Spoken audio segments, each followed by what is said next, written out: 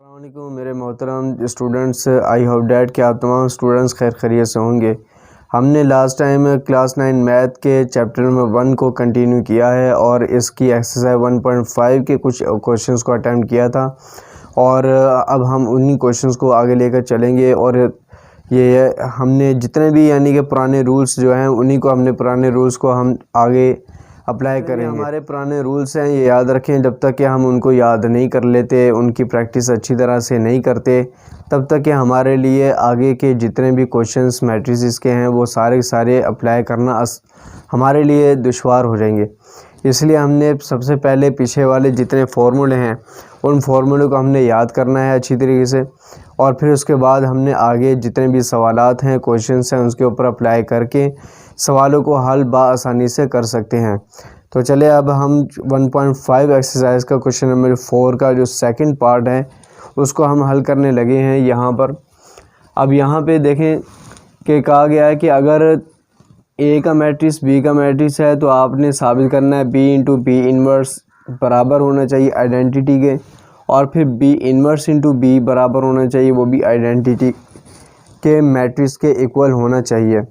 और आई से identity matrix लिया जाता है और आइडेंटिटी मैट्रिक्स का जो ऑर्डर है, इसकी जो वैल्यू है आइडेंटिटी मैट्रिक्स की 1 0 0 1 ली जाती है।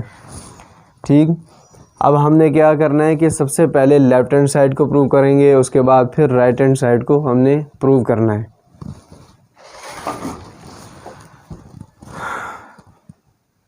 यहाँ पे सबसे पहले लिखेंगे 4 लेफ्ट हैंड साइड यानी कि b इंटू बी इन्वर्स, और सबसे पहले हम यहाँ पर b की वैल्यू चूँकि हमें मालूम है जो कि यहाँ पर लिखी हुई है।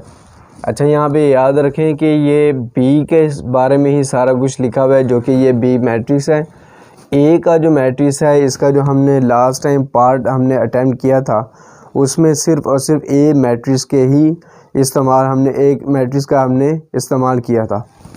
अब यहाँ पे हम क्या करेंगे, सबसे पहले B inverse equal to adjoint B divided by B का डिटर्मिनेंट। अब हम क्या करेंगे कि एडजॉइंट बी और डिटर्मिनेंट बी की वैल्यू फाइंड करेंगे, वैल्यू को पुट करेंगे और बी इन्वर्स की वैल्यू हम आराम से फाइंड कर सकते हैं। तो सबसे पहले बी का जो मैट्रिक्स हमें दिया गया है वो है 3 -1 2 -2।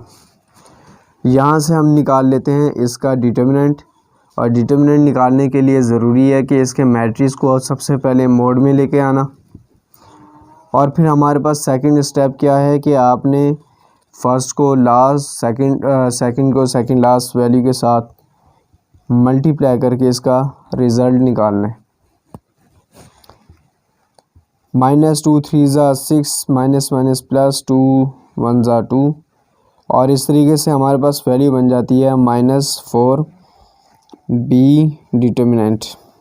ठीक, ये है हमारे पास बी डिटर्मिनेंट की वैल्यू।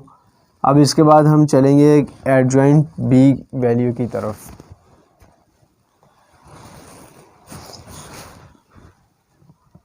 अब एडजॉइंट बी की वैल्यू निकालनी हमने। एडजॉइंट बी, यही हमने मैट्रिक्स को यूज़ करना है और एडजॉइंट बी की वैल्यू फाइंड कर सकते हैं। अब यहाँ पे याद रखें कि एडजॉइंट बी से मुराद ये है कि ये जो आपको डायगोनल में जो वैल्यू नज़र आ रही है, इस वैल्यू को आपने साइड चेंज कर देना है, यानी कि 2 ऊपर 3 नीचे, इसको रिप्लेस कर देना आपने। और ये जो डायगोनल है इसकी वैल्यू को आपने साइन चेंज करना है, ये माइनस में है तो प्लस, और ये जो 2 है ये प्लस में है तो इसे हम माइनस में ले आते हैं। तो ये इस तरीके से हमारे पास एडजॉइंट बी की वैल्यू आ गई। और अब आपने क्या करना है, पूरा का पूरा फॉर्मूला हम लिखेंगे और इसके बाद वैल्यू को हम पुट करेंगे इक्वल टू एडजॉइंट बी की वैल्यू -2 1 -2 और 3, और इस तरीके से डिटर्मिनेंट की बी की वैल्यू हमारे पास आ जाती है -4। अब ये -4 चूँकि हर टर्म्स के नीचे डिवाइड करती है, इसलिए हम हर टर्म्स के नीचे ही इसे लिखेंगे। 1 divided by -4, -2 divided by -4, 3 divided by -4। यहाँ से अगर कैंसिल किया जाए यहाँ से भी, तो हमारे पास वैल्यू बनती है 1 डिवाइडेड बाय 2, ये -1 डिवाइडेड बाय 2, यहाँ 1 डिवाइडेड बाय 2 और यहाँ -3 डिवाइडेड बाय 4 वैल्यूज़ की निकल आती है। तो ये इस तरीके से हमारे पास बी इन्वर्स की वैल्यू फाइंड हो चुकी है। यहाँ से हमारे पास बी की वैल्यू है। अब हमने क्या करना है कि इसी को 4b इंटू बी इन्वर्स, चूँकि लेफ्ट हैंड साइड में b इंटू बी इन्वर्स है, यानी कि b की वैल्यू पहले लिखेंगे और b इन्वर्स की वैल्यू हम बाद में लिखेंगे। अब इसके बाद यहाँ पर हम वैल्यू को पुट कर लेते हैं। b inverse equal to b की वैल्यू हमारे पास 3 -1 2 -2 और b इन्वर्स की value 1 divided by 2, 1 divided by 4, 1 divided by 2, -3 divided by 4।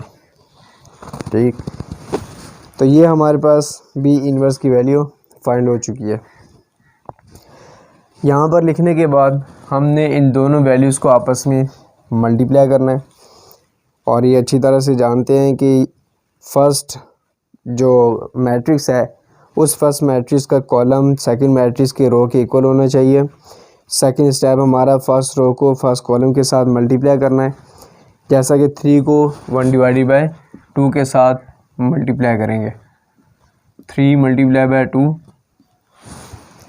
और -1 को 1 डिवाइडेड बाय 2 के साथ प्लस -1 1 डिवाइडेड बाय 2, और इसी तरीके से इसी रो को हमने सेकंड कॉलम के साथ मल्टीप्लाई करना है, यानी कि 3 को मल्टीप्लाई किया जाए 1 डिवाइडेड बाय 4 के साथ और -1 को प्लस -1 को मल्टीप्लाई किया जाए -3 डिवाइडेड बाय 4 के साथ। ये हमारे पास फर्स्ट रो कंप्लीट हो चुकी है। अब आ जाते हैं सेकंड रो की तरफ। सेकंड रो को फर्स्ट फिर सेकंड रो को सेकंड कॉलम के साथ मल्टीप्लाई किया जाएगा। 2 को मल्टीप्लाई किया जाएगा 1 डिवाइडेड बाय 2 के साथ, -2 को 1 डिवाइडेड बाय 2 के साथ, और इसी तरीके से इसी वैल्यू को सेकंड कॉलम के साथ मल्टीप्लाई करेंगे, यानी कि 2 को मल्टीप्लाई किया जाए -1 डिवाइडेड बाय 4 और 2 को -2 है मल्टीप्लाई किया जाएगा -3 बाय 4 के साथ, और इस तरीके से हमारे पास वैल्यू आ जाती है 3 1 ज़ा 3 डिवाइडेड बाय 2 -1 डिवाइडेड बाय 2, यहाँ -3 डिवाइडेड बाय 4 और यहाँ +3 डिवाइडेड बाय 4, ये आपस में कैंसिल, तो यहाँ 1 -1 ये आपस में कैंसिल, तो 1 डिवाइडेड बाय 2 ये आपस में कैंसिल किया जाए तो हमारे पास वैल्यू आई थी 3 डिवाइडेड बाय 2, ये 2 है। अब इसके बाद हमने वैल्यूज़ को हल करते जाना है, जैसा कि ये नीचे एक जैसी सेम वैल्यू है, तो सेम वैल्यू होने की वजह से हम ऊपर वाली वैल्यू को सिंपल बगैर एलसीएम के माइनस या प्लस कर लेते हैं। अगर आपने एलसीएम लेना है तो आप एलसीएम भी ले सकते हैं। जैसा कि नीचे सेम वैल्यू है, ये 2 है, ये 2 है, तो ऊपर 3 में से 1 निकाला जाए 2 बचेगा, नीचे 2 ऐसा का ऐसा ही रहेगा। इसी तरीके से यहाँ पर आ जाए, ये आपस में कैंसिल, ये भी कैंसिल, यहाँ 0 यहाँ 0, इसी तरीके से यहाँ 2 है और ये दोनों नीचे वाली वैल्यू सेम है और ऊपर वाली वैल्यू आपस में माइनस किया जाए 2 डिवाइडेड बाय 2 वैल्यू आ जाती है, इनको कैंसिल किया जाए तो हमारे पास एक मैट्रिक्स फाइंड होता है जो कि आई के इक्वल है। ये हमारे पास वैल्यू आ गई आई। अब इसके बाद हमने फाइंड करना है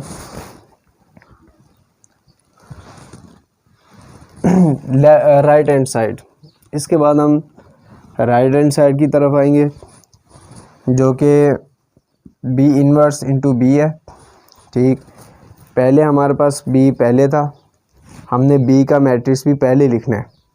अब चूँकि हमारे पास बी इन्वर्स पहले है इसलिए हमने बी इन्वर्स की वैल्यू को पहले लिखना है। बी इन्वर्स की वैल्यू हम पहले फाइंड कर चुके हैं, जो कि ये हमारे पास मौजूद है। बी इन्वर्स की value 1 divided by 2 minus 1 divided by 4, 1 divided by 2 minus 3 divided by 4, और इस तरीके से बी की वैल्यू जो हमारे पास पहले सवाल में भी दी गई है 3 माइनस 1 2 माइनस 2 वैल्यू आती है। अब इसके बाद वही हमारे पास फिर दोबारा से पुराने रूल्स हैं कि पहले हम कॉलम के पहले मैट्रिक्स का हम कॉलम देखेंगे, दूसरे मैट्रिक्स का हमने रो देखना है, और अगर आपस में इक्वल हैं, यानी इसका कॉलम और उसका रो अगर आपस में इक्वल है तो हम ये कह सकते हैं कि आपस में मल्टीप्लाई हो सकते हैं। तो यहाँ पे अब सेकंड स्टेप क्या है कि फ़र्स्ट रो को फर्स्ट कॉलम के साथ मल्टीप्लाई किया जाए 1 divided by 3 plus minus 1 divided by 4 को 2 के साथ, और इसी तरीके से 1 डिवाइडेड बाई 2 को मल्टीप्लाई माइनस 1 के साथ, और 1 माइनस 1 डिवाइडेड बाई 4 को minus 2 divided by multiply by minus 2 के साथ मल्टीप्लाई किया जाएगा। अब इसके बाद हमने क्या करना है, सेकंड रो की तरफ आया ना, 1 डिवाइडेड बाई 2 को 3 के साथ मल्टीप्लाई किया जाएगा, और इस तरीके से माइनस 3 डिवाइडेड बाई 4 को मल्टीप्लाई किया जाए 2 के साथ। फिर हमने इसी कॉलम रो को लेना है और यहाँ पर सेकंड कॉलम के साथ मल्टीप्लाई करते जाना है, जो कि इसकी वैल्यू माइनस 3 बाई 4 मल्टीप्लाई होगा माइनस 2 के साथ। तो ये हमारे पास वैल्यू बनी। अब इसके बाद हमने क्या करना है, इनको हल किया जाएगा। यहाँ 2 1 ज़ा 2 2 2 ज़ा 4, यानी कि 3 बाई 2 माइनस 1 बाई 2 वैल्यू बनेगी। इधर आ जाए तो ये माइनस 1 बाई 2, 2 1 ज़ा 2 2 2 ज़ा 4, ये minus minus plus plus plus plus होता है 1 डिवाइडेड बाई 2 वैल्यू आ जाएगी। अब इसी तरीके से यहाँ पर 3 बाई 2 है, और यहाँ से अगर हल किया जाए तो यहाँ से भी माइनस 3 बाई 2 वैल्यू आ जाती है। चूँकि ये 2 है ये 4 है, ये आपस में डिवाइड कर रही है वैल्यू, इसलिए यहाँ पर 2 1 ज़ा 2 और ये 2 2 ज़ा 4 वैल्यू बनेगी। अब इसके बाद हमारे पास नेक्स्ट वैल्यू है वो माइनस 1 डिवाइडेड बाई 2, ये आपस में मल्टीप्लाई करेंगे। यह माइनस इस माइनस से मल्टीप्लाई होकर प्लस, और इस प्लस से मल्टीप्लाई होकर फिर बी प्लस इसकी वैल्यू रहेगी। यहाँ पे 2 1 ज़ा 2 2 2 ज़ा 4, और वैल्यू बन जाती है 3 बाई 2। और इस तरीके से हमारे पास रिज़ल्ट क्या आता है, इन दोनों को वही दोबारा कंडीशन आ गई कि अगर नीचे एलसीएम निकल रहा है और नीचे वाली वैल्यू अगर एक जैसी हैं, यहाँ पर 2 2 है, अगर इसकी जगह पर 3 3 होता, 5 होता, 6 होता, कोई भी वैल्यू होती, तो हमने नीचे वाली वैल्यू के एज इट इज़ लिखना और ऊपर वाली वैल्यू का हमने आपस में माइनस करना होता है। तो यहाँ पे हमारे पास वैल्यू आ जाती है 2 बाई 2, ये आपस में कैंसिल, ये भी कैंसिल, 0 0, और यहाँ से भी हमारे पास 2 बाई 2 वैल्यू निकलती है। अब इन दोनों को कैंसिल किया जाए तो 1 0 0 1, और ये वैल्यू आ जाती है identity.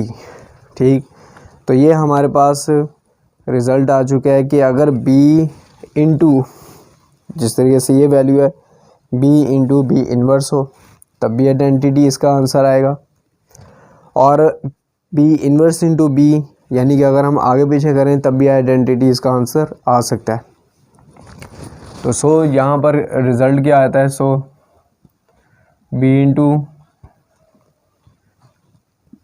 B inverse equal to I के इक्वल, और b इन्वर्स b जो है वो भी i के इक्वल है।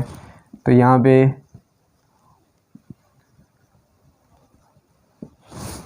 ये हमारे पास रिज़ल्ट प्रूव हो चुका है। तो इस तरीके से हमने ये सवाल हल किया।